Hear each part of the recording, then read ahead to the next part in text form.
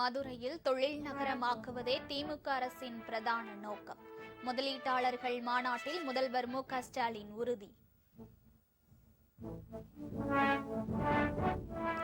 சென்னையில் 6வது நாளாக இண்டிகோ விமான சேவை பாதிப்பு.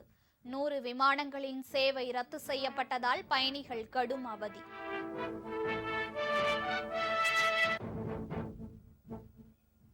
தமிழக வெற்றிக் கழகத்துடன் கூட்டணி வைக்குமா அமமுக?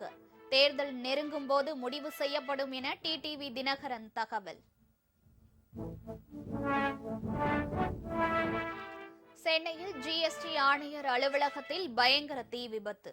ஏராளமான பொருட்கள், ஆவணங்கள் எரிந்து நாசமானதாக தகவல்.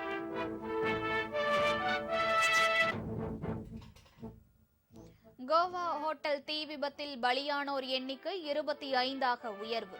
உயிரிழந்தவர்கள் குடும்பத்திற்கு குடியரசுத் தலைவர், பிரதமர் இரங்கல்.